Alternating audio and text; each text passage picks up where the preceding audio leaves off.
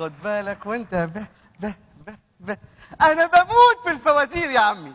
نيل يا عمي، نيل يا عمي، حاجه كده جوهره من السماء. شفت يا عمي وهي بتعمل حنتش منتش تتش ببش، كلمات رائعه يا عمي.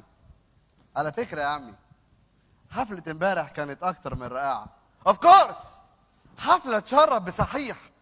معازيم ايه وبوفيه ايه، ولا الرقاصه يا عمي حاجه تهبل.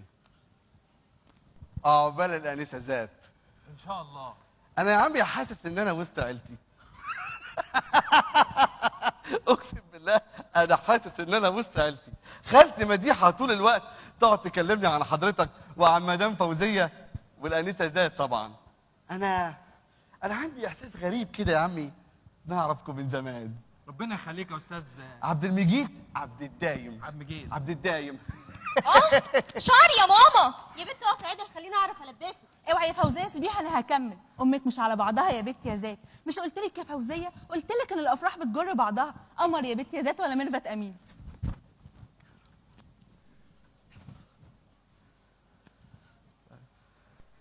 اهلا وسهلا. عبد المجيد ابن اختي في الخير جه مخصوص عشان يحضر فرح هدى. ما قلتلناش يا استاذ عبد المجيد. ايه هتقعد عند خالتك قد ايه؟ في الغالب كده يا عمي اسبوعين ثلاثه. اصل حبيب خالته بيدور على شقه في مصر الجديده. اصل انا هتنقل من فرع البنك اللي في المحله وهاجي القاهره ترقيه بقى. اوف كورس. مش بيتنقل العاصمه غير الموظفين الاكفاء اللي زيي، فهقعد عند طنط مديحه الفتره دي. تنور يا حبيبي وتشرف. ده والله ولا البنت البكر. انا كنت بصراحه يعني بفكر اخد شقه محندقه كده لزوم العزوبيه، بس بعد كده فكرت وقلت اخد شقه كبيره تنفع عيش الزوجيه، عشان لما ندخل ان شاء الله يعني ما نتلبخش بقى في النقل والعفش والحاجات دي.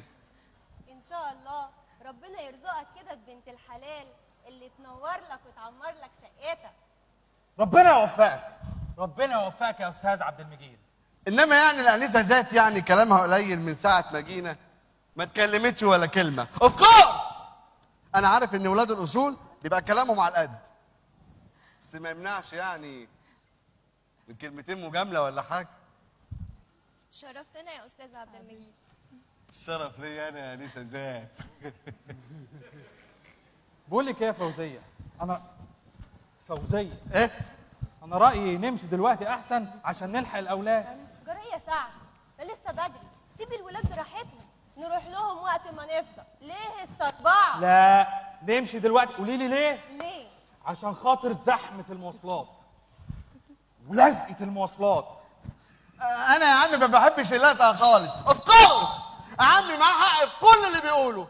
انا عن نفسي ما عنديش اي مانع يا عمي اوصلكم في طريقي. لا لا لا لا لا، احنا بناخد وقت عقبال لما نجهز. يا عمي خد وقتك خالص، انا هستناك. احنا مش عايزين نعطلك. تعبك راحه يا عمي.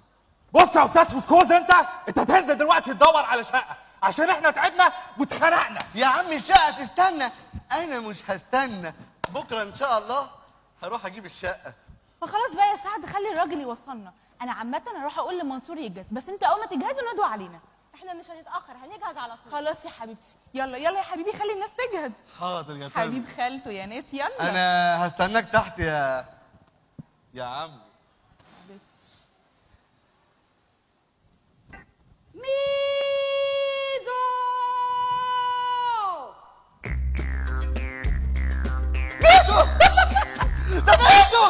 ده ميزو يا عمي، ده الاستاذ تامر غانم. تامر ابو سمره السكره يا سكره. تعال يا خالتي، تعال يا خالتي اتفرجي يا خالتي. انت ما شفتش المسلسل ده يا عمي؟ بس ده لسه هتقعد ما هتشوف اهو.